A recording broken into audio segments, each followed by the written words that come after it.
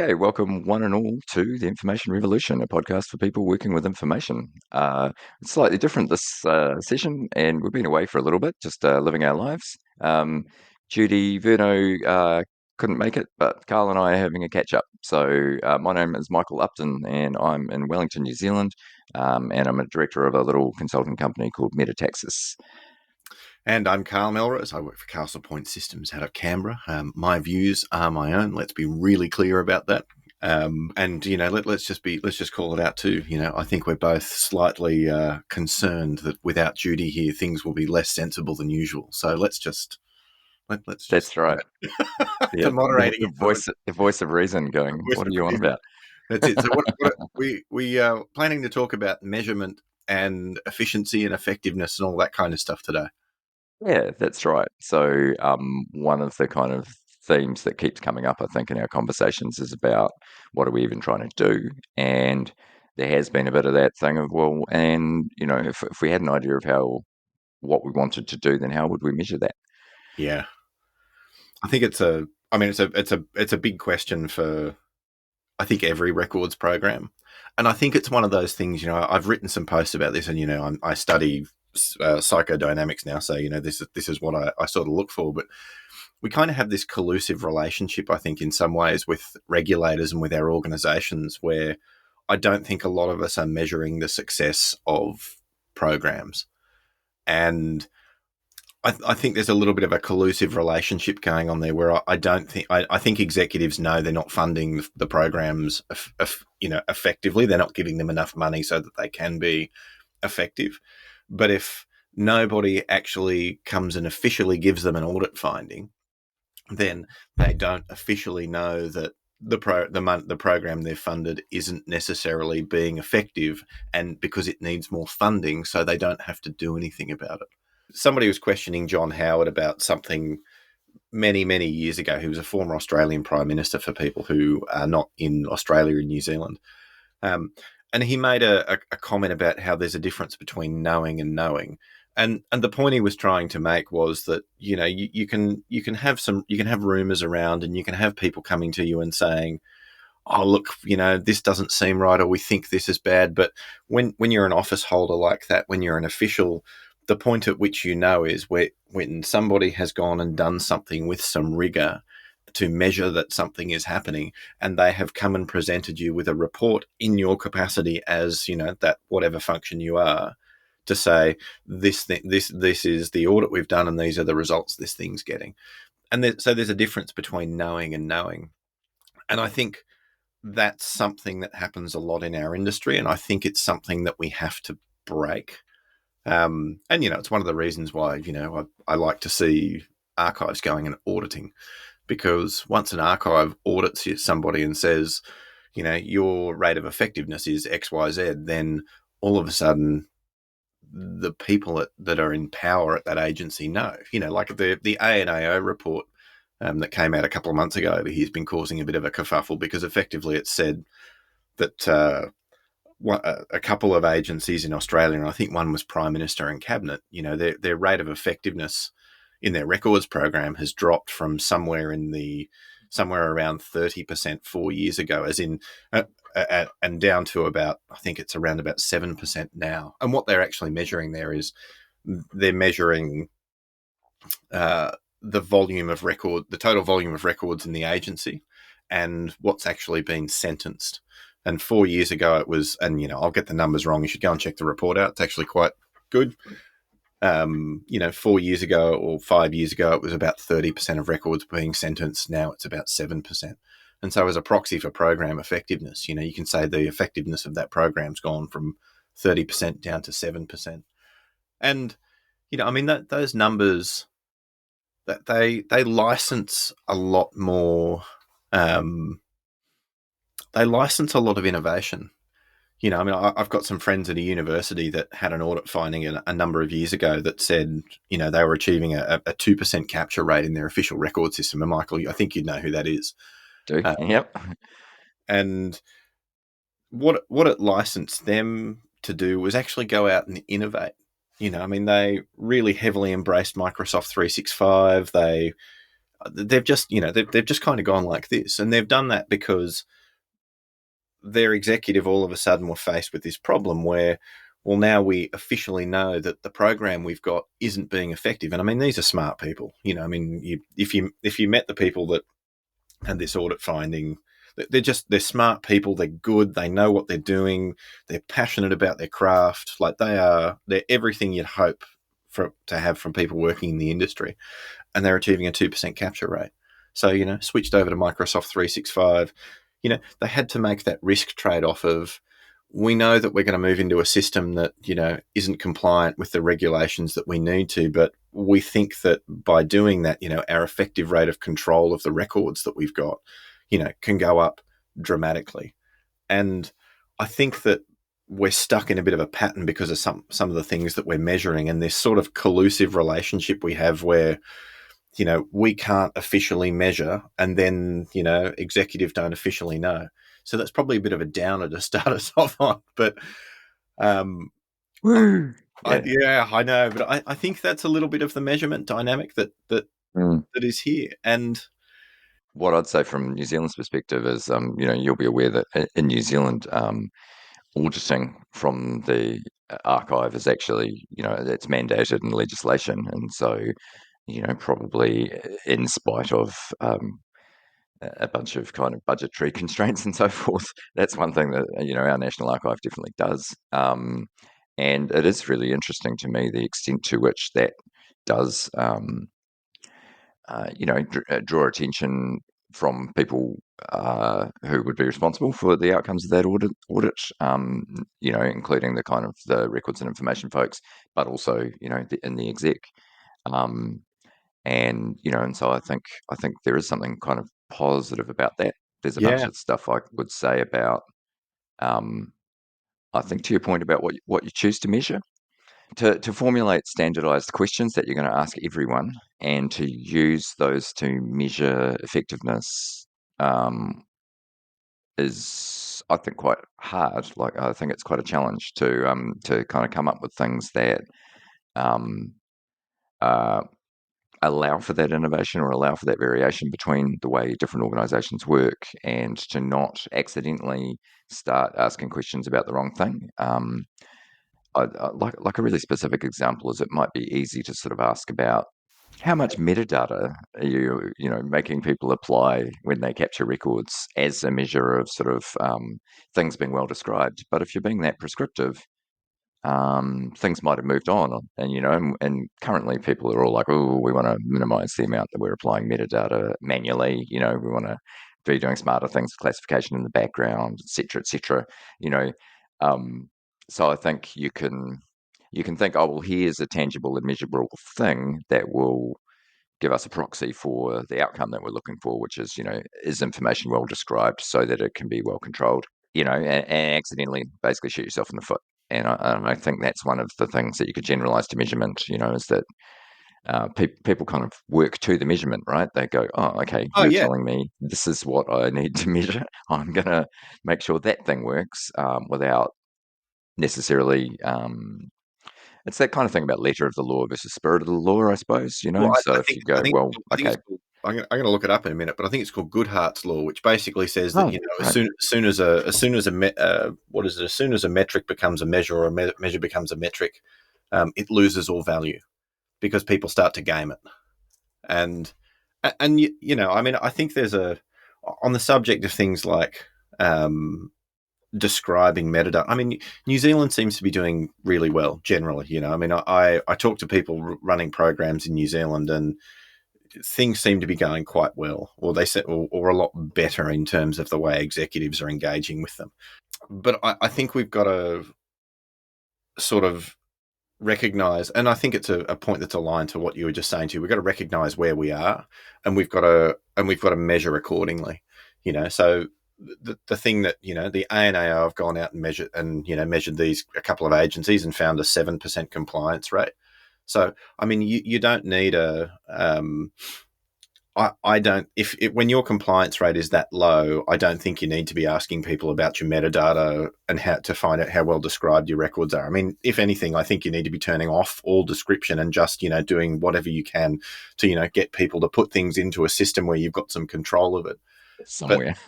yeah, but I mean, like a data inventory, like we're running this executive engagement thing for Rimper at the moment, and Cheryl, one of the other leaders, went through how one of the ways she approaches strategy. And, the way she starts with the data profile, and the data profile is literally just, here's what's in a record, here's what's in record systems, here's what's in email, here's what's in um, shared drives, here's what's in databases, here's what's in cloud storage, and it's just like it's just bulk numbers, and it gives you a sense of where you are. And like there are organization, if you go into an organization and, they tell you that they've got, 10 terabytes of stuff in their EDRMS, and they've got a petabyte of stuff on their Hard file store. drive. Yeah. Yeah. On their, and like, that is not that's not an uncommon thing. Then, I mean, you can sit there and say, without even getting into structured data and cloud services, which, if they've got a petabyte in their share drives, they've probably got 5 petabytes in their other stuff, in their other repositories. I mean, you can measure very quickly that there is a compliance problem here. And I think then you can start to act accordingly. And I mean, if you're in that situation, I guess what are you measuring for? Who are you measuring for? What are you measuring for? I mean, I think they're your key questions. Because if you are measuring because you want to know that the interventions you are making in your organization are being effective, then you measure very differently to what you measure if you are measuring so that you can get funding from your executive, or you can make your regulator go away when they come and try and audit you, or and these are all different purposes.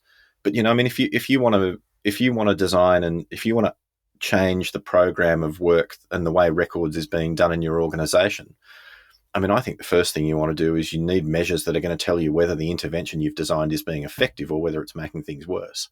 And, I mean, maybe you start by measuring just, well, we've got a shared drive over here and we've got a record system, and, we're going to measure it we're going to look at the rate of creation of new stuff in each one for 6 months. And then we're going to make some interventions. And what we want to see the rate of creation in this one dropping, and we want to see the rate of creation in this one going up. Maybe you're going to measure that. I mean, I think that's a really good approach. I think when you described what Cheryl was talking about in terms of that data profile, which seems very much like where we started this entire podcast with knowing what you've got, yeah, um, it's yeah. I mean, that one of the things I really like about that is that it's very very um, simple. Like it should be a really low yeah. effort thing to actually do that measurement thing. You're not actually adding complicated overhead. I think we've talked before about things like time and motion studies, and while in principle I really like that idea, I'm always nervous that you're not even going to get the funding to do those kinds of things to establish those baselines. But So I I think think as a starter, those kind of volume and rate of growth measures are really good ones. Yeah, and I think you make a really good point too about, I'm on record saying I think time and motion, is actually a great place for records to go, because we constantly talk about findability and about reducing the cost of finding the right records and those kinds of things, but we never go and measure it. And so if we're going to start justifying programs based on that, but then we need to be going and measuring that so that we can do the benefits realization piece that says to people, the money you gave us to do this was worth the money. But I mean, I think we've got to. I think funding, as you say, is really important. And the nice thing about going and just doing a data profile is that, depending on the level of resolution you're at, you might have to take a couple of extra hours of work time to do it, but I don't think you need to go and get it funded. You know, it's going to exactly. take a lot of time to go and hassle IT for some of this stuff. But it was a piece of work I was doing recently, and somebody just they had to go to an EDRMS administrator to find out how much was in the EDRMS, but then they needed to know how much was in the share drive, and they could just go and right click drive properties, and and they got that. I mean, if you were only going to measure two things at the start of your records program, I mean, you can do those things really quickly. I think later on, and this is where what are you trying to do? I mean, if you are trying to get funding and you want to try to get funding by working with team leaders to do small projects that improve the access to the right information, the speed that they can get it with, so that productivity in the team goes up. I mean, you can't do that at the whole organization level, and you'd be doomed if you tried. You've got to do it at the individual person level, and you've literally got to go and get the stopwatch and do it at the individual level. But the person who can gain from that exercise, I mean, that's one team leader. So I guess the scope that you're trying to work at really matters. Yeah, yeah, I agree. And I think on that I mean, if we're talking about those kind of things, that are sort of efficiency, like how fast can you get something done, or how accurately? I mean, which kind of comes together, because if you can't do stuff accurately, you're probably repeating yourself, so it's taking more time, etc., etc. The but what I was going to say about all of that is that, yeah, I mean, I think you have to pick an area where there's great value in doing it. There's great. Your hunch is that there's, like, your kind of working hypothesis is that Yeah. there's big gains, and then you go, okay, cool. I'll bother investing the time and the measures there, and then I've got this great story with data behind it. I can show people and go, hey. But again, it comes back to why you're doing it. Like that, it's a great reason. I mean, I would think the main reasons that you would do that, of course, you're trying to make things work for that team, but it's also so that you've got kind of a story to tell to those who are providing you funding, or those who you want to work with, who perhaps are skeptical or don't understand what you bring. Yeah, But I think you used the right word there, hypothesis. Because I think that's what this ultimately is. It's a process of what's my hypothesis about where records is at in this organization, and what it can deliver, and how do I measure, where we are now, so that later on I can measure, whether I've been effective in delivering that. And I think that's a powerful tool. And if I were going to start somewhere, I mean, with an executive, I mean, I think that'd be it. I'd start with something like a data profile, and then I'd go and find out, say, look, here's a data profile, and here's a few things that it says. I mean, as an organization, do we care about that? Do we care about these things that it means? And I think that's, it's one of the underlying things about this executive engagement program we're running. I've been trying to get people to think about, to think outside of records. I mean, and I've been writing about this recently because I've been thinking about it quite a lot. There's a theory about strategic behavior that basically says that there are only two forms of strategic behavior, and those are deception and coalition building. And it's if you think about what happens with regulators, I mean, what regulators actually do is they take the coercive power of legislation, and they write some regulations, and then they form a coalition with coalition's just an alliance. It's people trying to achieve the same thing.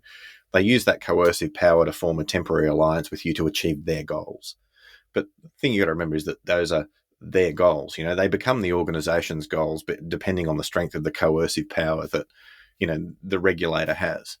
But I think that we have to recognize, I don't think we recognize that regulatory relationship for what it is. It's a coalition based on coercive power. Whereas inside your own organization, I mean, you've got lots of opportunities to form little coalitions based on gains that you can offer. I mean, if you went to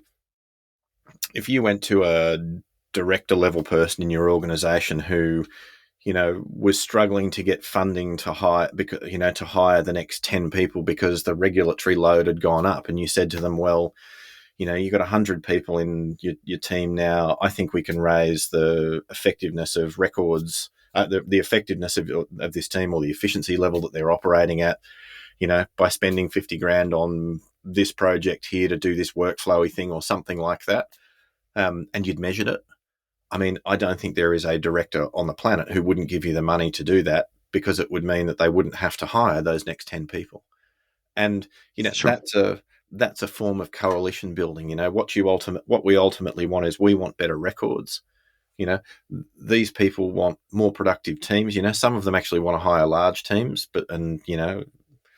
depending on the way the incentives work in the organizations you're in, sometimes, the efficiency stuff isn't quite so simple. But if you can form a short-term coalition with these people that gets better records by delivering a business gain for them, I mean, that's the essence of a lot of strategic behaviour.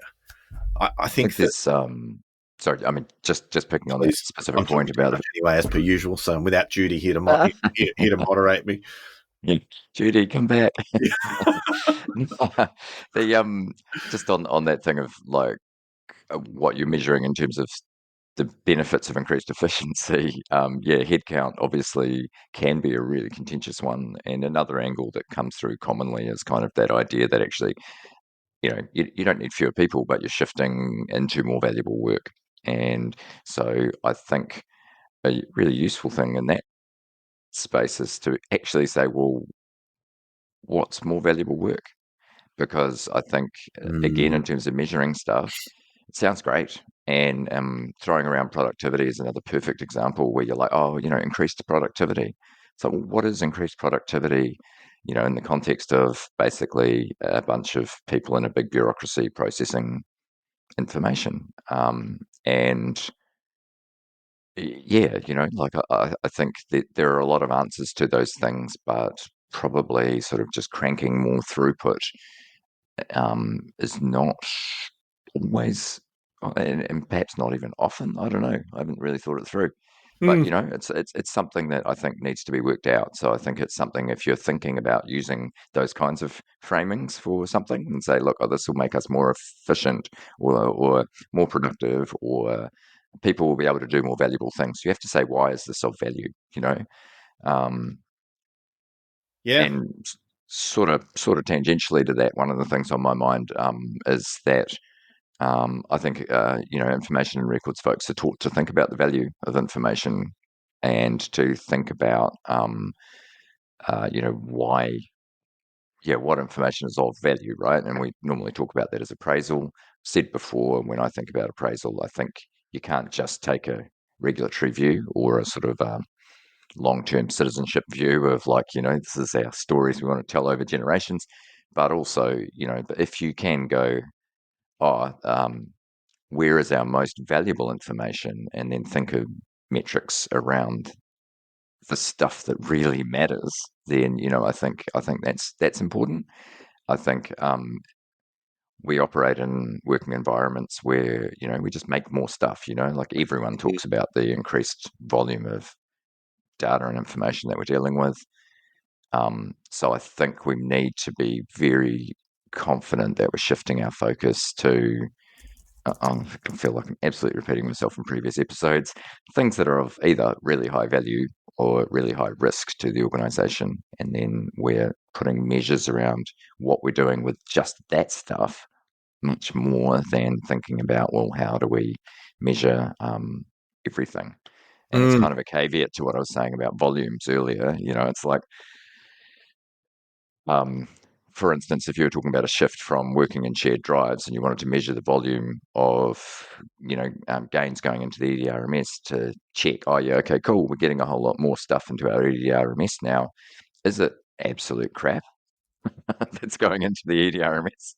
And so that would be the only caveat about the simplicity of measuring volumes is what's it's the good old quality yeah, word. What's it's the your quality yeah. of what we're working with, and so I would always have that in my mind as like, okay, what are the measures, or what are the risks of just measuring volumes of stuff? And I think the risk with the volumes of stuff is that it's not painting a picture of change that would really impact the organization or impact the people the information's about or who rely on that information. Yeah, so I think that those skills and that experience that we have around assessing the value or the risk of information, I think we need to bring them to bear when we're thinking about appropriate measures. Yeah, but just in case anybody thinks I'm hopelessly naive, I have had directors say to me, "You can't make a productivity based business case here." And if you make a productivity based business case, well, when I give you the money, I've got to say who I'm going to fire because I'm getting that money. So I've been around the block on this often enough to know it's not easy. Yeah, Um, yeah, yeah, yeah. on the value front that you just described, I mean, I agree with you. I think one of the challenges we've got is we're taught to think about value in specific ways in records, and I think this is one of the things that I've been trying to stress in the the executive engagement program as well, is that we have to start valuing what we do the way our executives value what we do if we want to get funding. And that doesn't mean we have to value everything the same way as they do, but it means we've got to start to think about, what we're actually asking from them is a capital allocation towards records. And so how do we justify that capital allocation? How do we give them enough value to justify them giving us, $100,000 over giving somebody else $100,000 to build a new information system? And so I think we've got to look at the way we think about the value of information. I've talked about the die-car model, probably 1,000 times on different things, and, probably 500 times on this podcast. Data, information, knowledge, actions, results. Quality of your results depends on the quality of your actions, depends on the quality of your knowledge, with your ability to make decisions, which depends on the quality of your information. And, you should be able to, measure the change in your results by changing the quality factor of your information. And so, I always think we've got to think about the value of information in that way, which really means we've got to understand, what does performance mean in our organization? I talk a lot about measuring performance, and people think, oh, that means, more revenue or whatever it is. But, every organization does it a little bit differently. There's something that's important to them. Talking to an organization recently, they are just really worried about a regulator on a specific issue for them at the moment, because this regulator's been quite bolshy. They're quite big. They are worried that this regulator is going to, that if they have a problem in a specific area, the regulator's going to whack them really hard. And so they're working really hard to avoid that problem. So performance for them means staying off the radar of this particular regulator. That's the performance metric. For other organizations, depending on the type of organization, it can literally be, we have to process 1,000 of these, and we've measured the cost of processing them, and it's, $10 each, and we want to drop that cost to $5. Yeah. That can literally be what it is. But I think on the increased volume side of things too, the increase in volume is only a problem if our capacity to deal with it isn't going up. And the problem with the increased volume, and actually I wrote something about this yesterday, the problem with the increased volume that we've got in records is that I think there's been a real delay in changes in practice and changes in volume. So volume's gone like this, and the ability of practice to deal with it's kind of gone like this. When you go back in and you look at some innovations, and we've got sentence on creation. Put it in the right spot in a BCS and it gets its sentence. And that's kind of the limits of the innovations to deal with volume. And Should just jump in for those not looking at YouTube. Carl just was drawing a line going way up for volume, and a very level line for practice, which is yeah, probably nothing you'd. do you disagree with that? Am I the only person that thinks? No, I don't disagree. No, I think like the big problems that we should be dealing with typically are operating at a really big level that's way above where a lot of records people are focused, which is sort of pushing a folder full of documents around, or yeah. I think that's in line with what you're saying. Yeah, no, Which that's kind of what I'm getting at. And if there are people who are really innovating, I'd love to hear from them, because I think that's, this is what the whole point of this third generation of record system talk that I'm giving at RIMPA is that, I think I think that's part of what we're seeing. I think part of what we're seeing in the next generation of record systems is this ability to deal with scale much more effectively. Because, typically what we've relied on is we've relied on people to read things and understand what they are, and then do something with metadata to classify things. And, now we're starting to get systems that can do that for us. And so we don't have to have people reading things. And so all of a sudden we can operate at a level way, way, way above. But, that the basic point that, that increased volume is only a problem with if our capacity to deal with it is, well, what problems is that? And, just to come back to measurement, what problems is that increase in volume really causing us? Because that, I think that's the crux of the challenge for records management. I think if we were better able to articulate the problems that that increase in volume was causing, I don't think we would have the problems with funding that we're having in most places. And so, we've got to think about whether that means one of two things. I mean, is that increase in, the volume, velocity, veracity, and whatever else it is, just not causing the problems that we keep saying it is? Because I feel like professionally as a group, there's a little bit of a Chicken Little kind of phenomenon going on. People are talking about. I mean, the latest one that I saw an article on was loss of history. There's this period in the 90s where we're going to lose all of this history.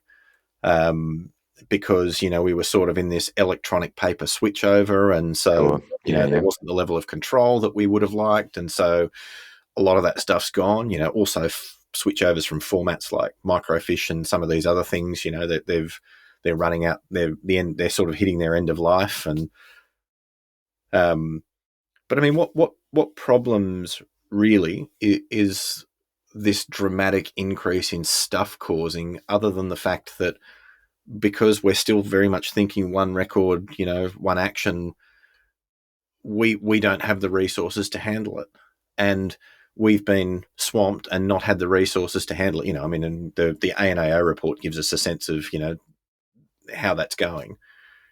We've I think you could make an argument that when everything was on paper, eventually we were reaching, let's say a 95% compliance rate, because you'd always have 5% of stuff that would probably just disappear and stay under people's desks forever until someone burnt it or threw it out.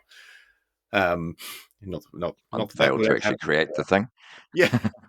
But then, we're eventually getting 95% of it. And, now we're, I mean, maybe over a long enough time span, because people are mostly reluctant to delete things. I have seen that, pretty much the pattern that I've observed is that as long as you keep adding more storage to the file server that people are putting things on, they won't delete things, or at least that's my hypothesis about what happens. What I have seen happen is I've seen organizations where, they've got a file server and someone says, we're not adding more storage because we've got to make better use of what we've got, or something like that. And so somebody comes along and they've got to run a new project and there's no space to store their documents, and so they go, oh, that's an old project, I'll delete it. And Yeah, somebody yeah. notices 2 years later, and then they scramble through their backups to try and get that stuff back because they all of a sudden need it. But that's the kind of behavior pattern that I see. So, I mean, there haven't been catastrophes for most of those organizations, even though the volume keeps going up, and records capacity to deal with it keeps going along on this fairly flat line, because we're still thinking, practice is still very much focused on this one object type thing. I really feel like this totally relates to what I was just saying about value and risk. That, I mean, my perception is that um, we we record more, basically, in the most basic sense. We're capturing more stuff in a recorded form than we used to. But that doesn't mean that the kinds of things that traditionally records management was supposed to be managing have gone up. Mm. And they probably And have. I agree. It Uh, flows on But completely from the point you made. That was yeah, the point. yeah. And so that's why I'm conscious of that from a measurement perspective. I kind of think, I've been making a recent argument. There's a YouTube clip somewhere I could probably link to that. If we talk about chat, like Teams chat or chat in Skype or whatever, it's an incidental record. Like, it was never, people don't go, I think I need to keep a record of, asking my colleague what they had for breakfast, or like commenting on their cat's bum showing up on screen during a team meeting or something. That's not record keeping. And so why would we then say, okay, now we need to manage these things as records? Yeah. And to me, this is absolutely critical if we're talking about measuring anything. Is like, we need to factor in um, where the value lies. But I think you're right that, I mean, when I think about what should be the problems with volume, I think about, and I do feel like we could go into a whole other session on this, but when I think about what should be the problems with volume, I kind of think that it ought to be that it's harder to control information because you can't find those nuggets or you can't find those high risk things. And I don't know technology wise whether that has been a problem. Um, I've found a really useful way to talk about having too much stuff from a kind of end user experience is to say, talk about clutter. The idea that you've got all these files everywhere and you can't find the one you need because you've got all the stuff everywhere. But to your point about not deleting stuff, people, in the document world, people just kind of shunt stuff into their folder and call it archive, much to the chagrin of everyone in the profession. Um, and they don't delete stuff; they just get it out of their way so that they don't feel the clutter. I, I, So, yeah, I think I think there's the confluence of a couple of things there. And, I think talking about these sorts of collusive relationships again, I think there's at risk of, falling into the trap of some of the stuff that's been on the news lately about directors of companies saying, we need to unemployment needs to go up. That's not what I'm saying. We can't fire people anymore in the public service. And, there was a point at which you could. And I think, I think in line with the improvement in labour laws that, means that, what's a word I can actually use on air? Let's say nasty bosses, can't throw their weight around and fire people without really good justification. We've had an improvement there. We've had an improvement that it's hard to fire people, but then I think the discourse on record keeping in organisations is gone. Once upon a time, and I have some old public servants that I'm absolutely indebted to at the start of my records career for, a series of discussions in Canberra over breakfast, when I used to go down pretty mm, mm, regularly. But, they'd have rules of thumb about the way they kept records and what they kept records for and the things that they noted in files when they were making decisions about things. And I think that the discourse on record keeping is gone. So we don't think about, the need for administrative and legal review anymore. What we think about is, oh, well, let's just stuff all of the things that we got from that in a file somewhere and hope that, when somebody shows up for an administrative or legal review, there's something in there that says yes or no whether we did that right. Instead of sitting down and saying, well, I have to make a decision here. I need to keep a record of that decision and why I made it, because it doesn't follow the standard operational administrative process of this thing I'm doing. So it's a variation, and I need to keep a record of why I made that decision. And here is the way that we have that way of keeping those records in this organization. I think that kind of discourse is gone. And the other discourse that I'm not seeing happening so much is, well, this person in this part of the organization, gains this knowledge by going through this part of the process, and that person in that part of the organization over there needs that information later. So why are we not asking this person to record this information over here so that this person has a record that they can just pick up and use? And that one happens not as frequently as I'd like it to. But that discourse around record keeping, I think, is just I don't even hear it amongst people in records management anymore. What I hear is, we're just trying to manage this massive, great big thing over here and this thing here, and we're still trying to do it with one at a time kind of metrics. And we talked about granularity at the start. Do you measure the bulk thing, or do you get right down and do time and motion type studies? Well, this is another one of those problems. But I think the discourse around record keeping and record quality and how that drives business, I think that's the salvation of records ultimately, because that's what it was designed yeah, for.